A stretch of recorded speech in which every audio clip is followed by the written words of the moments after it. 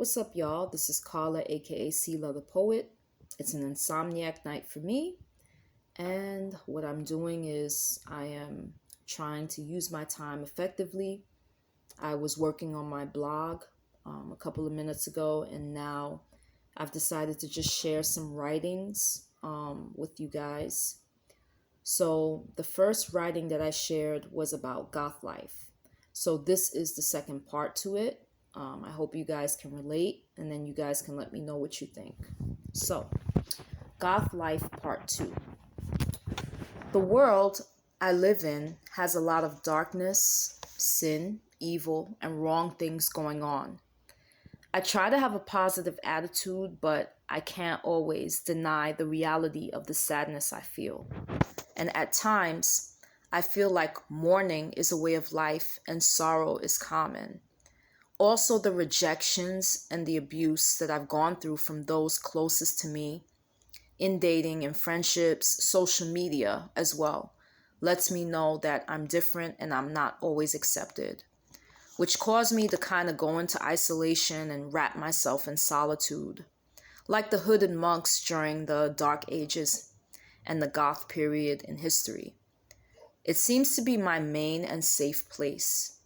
In solitude, you get to hear your own thoughts, reflect, think things through, and know yourself in a deep, deep way. You also get to know God. When you have quiet time, you can read and study the Bible. After you've experienced traumas, abuse, and some of the horrors of life, you never are quite the same. People have violated you, tried to destroy you and your reputation, hurt you on purpose, and acted like the monsters you see in horror shows and horror movies. It's no mistake I see life in a gothic light.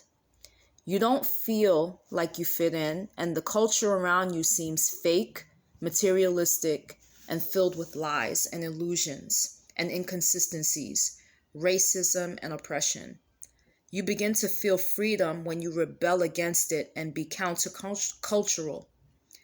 I don't give a damn about fitting into anyone's box of standards anymore. I spent too many years being taken advantage of, controlled by abuse, and tolerated as long as I fell for my parents' and family's manipulations. The culture and anyone who tries to fit me into their box of standards and stereotypes can have my middle finger and take that box and shove it up their ass. It took me a long time to get to this point.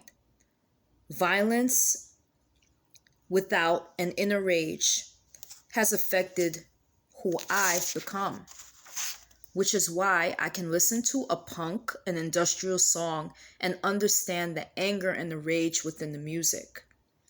I can connect with the gloomy and melancholy and the sadness and sorrow and edge in gothic rock because I've had experiences that have made me feel this way. So, just meditating and thinking about, goth life, especially because World Goth Day is coming up in a few days. And it's just kind of a goth awareness.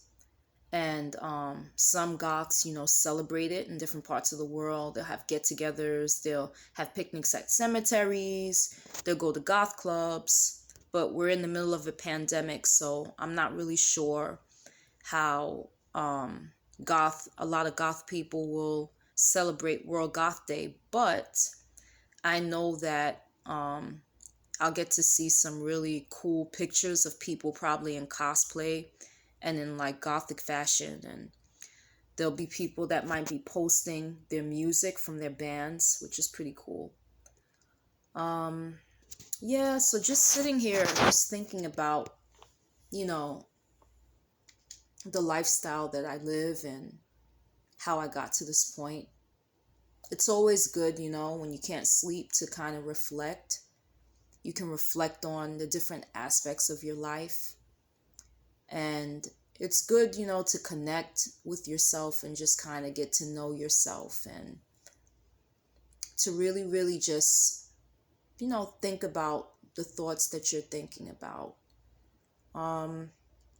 And I've been thinking a lot about Goth lately. I've been thinking about the Goth community. I've thinking about the people I've met, a lot of cool individuals, even if they're not Christians, and some of them aren't religious.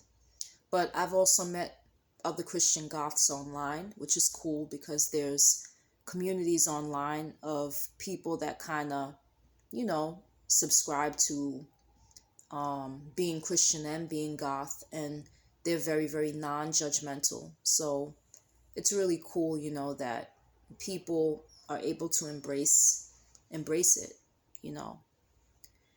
So yeah, guys, I just wanted to share some of my writings with you, just some of my thoughts. Um, Personally, I've been going through a lot of struggles and a lot of trials, but I can honestly say that God is getting me through all of those trials. As I pray, as I continue to believe, I'm just finding that God really, really does comfort you. And, um, even when things around you are kind of either falling apart or stressing you out, God is that place of peace. For some people it's Zen, for some people it's at the happy place. To me, God is that place of just focus and centering and that place of peace. So that's all I have to share for now. There will be more content in the days ahead. And I'm just so grateful, for you guys subscribing or just watching, and if you can relate to what I'm saying, drop a comment. If you would like to share, my channel with others, feel free to do so.